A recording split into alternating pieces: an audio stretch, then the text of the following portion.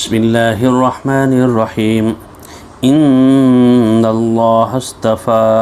آدم ونوحا وآل إبراهيم وآل عمران على العالمين ذرية بعضها من بعض والله سميع عليم إذ قالت امرأة عمران رب إني نذرت لك ما في بطني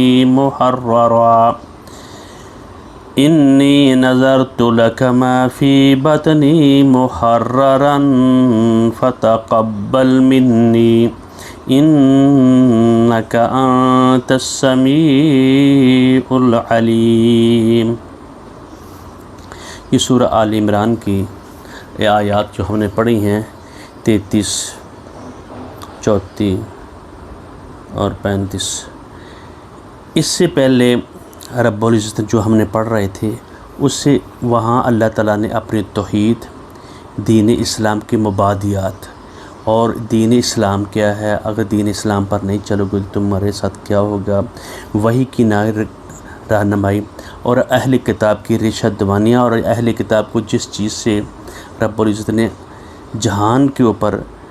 وہ جو دی تھی، پھر اس کے بعد یہود اور نصارہ اور امیین کی باتیں ہوئی۔ امیین جو اہل مکہ تھے، جو بنی اسماعیل سے تھے، اور یہود اور نصارہ کے جو ان کو اللہ تعالیٰ نے کتاب دی، ان کو رہنمائی دی، جہان والوں پر چنا، اور ان لوگوں نے اس سے منحرف ہوئے۔ جب منحرف ہوئے اور انہوں نے اس میں صحیح دین کے اوپر نہیں چلے، جبکہ نبی کرم صلی اللہ علیہ وآلہ وسلم اس دنیا میں تشریف لے آئے اور وہ انتظار کر رہے تھے کہ نبی آنے والا ہے تو ہم نے اس کی پیروی کرنی ہے۔ جو ان کے رہبانیین تھے، علماء تھے، صوفیہ تھے، ان کی رشد دوانیوں کی وجہ سے، اور ان کا یہ خیال تھا یہود میں سے ہی نبی آئے گا۔ اور یہ دیکھنا یہ بھی ہے ساتھ ساتھ، ابھی اللہ تعالیٰ نے اس چیز کو واضح بھی کر دیا ہے، جو ابھی ہم نے آیت پڑھی ہے کہ حضرت ابراہیم علیہ السلام ان کی نسل سے انبیاء آئے۔ ایک ان کو اللہ تعالیٰ نے 2 بیٹے دیے، اسحاق علیہ السلام، ان کو فلسطین اسرائیل کو ان کے جو ان کا تھا ٹیمپل حضرت سلیمان علیہ السلام نے بنایا، وہاں دین کے پھیلاؤ کے لیے، اللہ تعالیٰ کی توحید کے لیے سارے کا سارا ان کے اوپر یہ اللہ تعالیٰ نے بوجھ ڈالا۔ اور ساتھ اللہ تعالیٰ ان آیات میں بتا بھی رہے ہیں،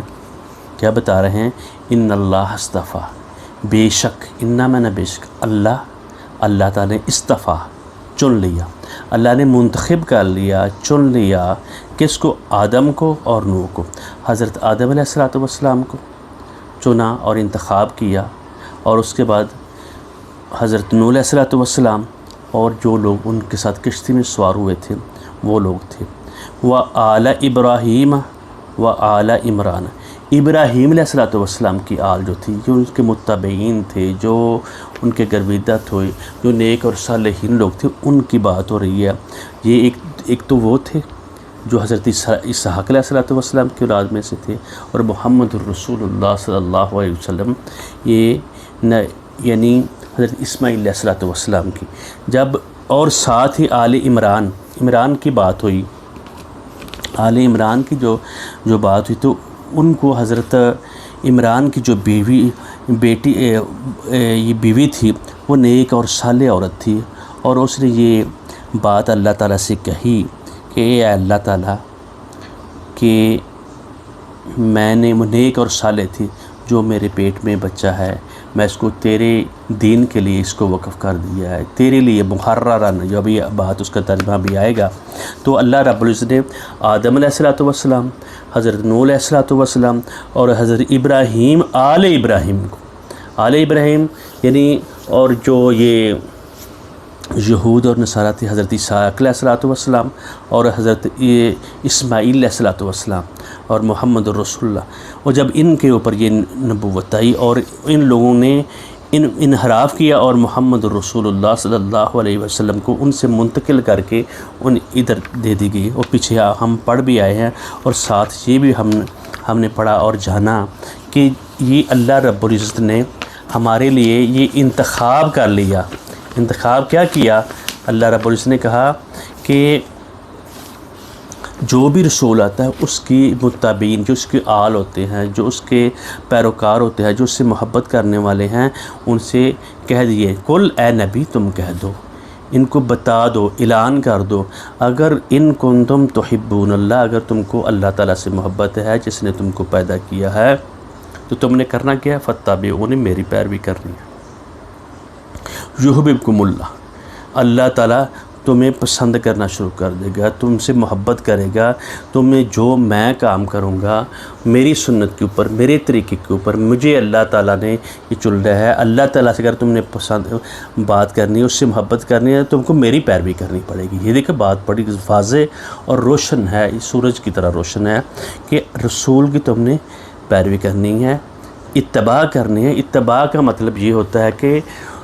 ایک تو جو اللہ تعالیٰ نے احکام دی ہیں، جو ضروری چیزیں ہیں، اس کے ساتھ ساتھ جو رسول اپناتا ہے، اس کا اٹھنا بیٹھنا، اس کا جاگنا، اس کا سلوک، اس کا پڑوسیوں کے ساتھ سلوک، اس کا ساتھ لوگوں کے ساتھ سلوک، اس کا رشتہ داروں کے ساتھ سلوک، اس کا کافروں کے ساتھ سلوک، یعنی کیا کیا اس نے، اس کی شادی کرنا، اس کا اٹھنا بیٹھنا، اس کا جاگنا، اس کا عبادت کرنا، ہر چیز، اور اس کے پہننے تک بھی بندہ جس سے محبت ہوتی ہے اس کی بات سن کر، اس کی آواز سن کر اس کو یعنی شوق ہوتا ہے۔ تو اللہ تعالیٰ بتا رہے ہیں اگر تم نے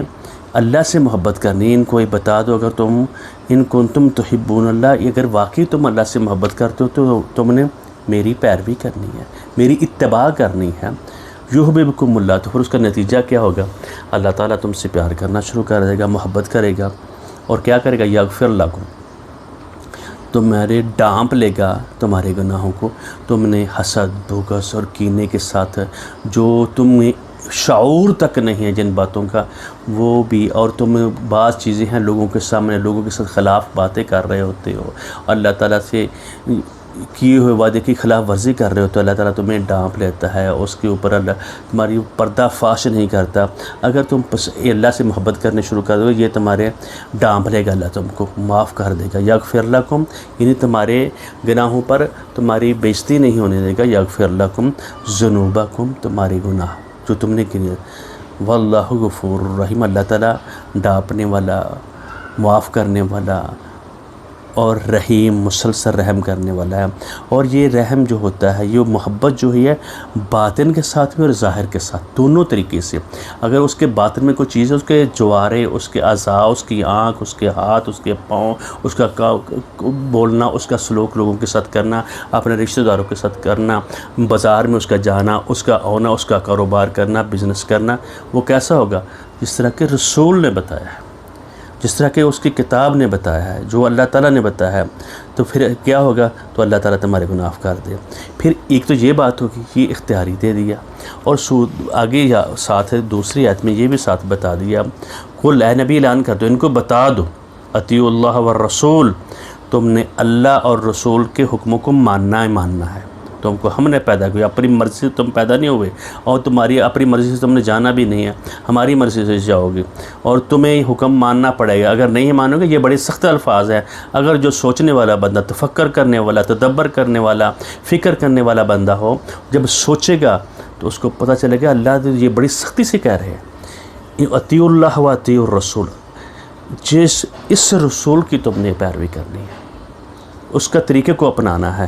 فَإِن تَوَلُّوا، اگر تم نے پھر گیا، اگر تم نے ایسا نہ کیا، فَإِنَّ اللَّهَ لَا يُحِبُّ الْكَافِرِينَ، تم انکاری ہو، تو اللہ تعالیٰ ایسے کافروں کو نہیں پسند کرتے، ایسے لوگوں سے محبت نہیں کرتے، ان کو کافر قرار دیا۔ جو اللہ تعالیٰ اور اس کا رسول حکم دے گا اس کے اوپر بجا لانا ہے، اور ساتھ اللہ تعالیٰ اسی طریقے سے،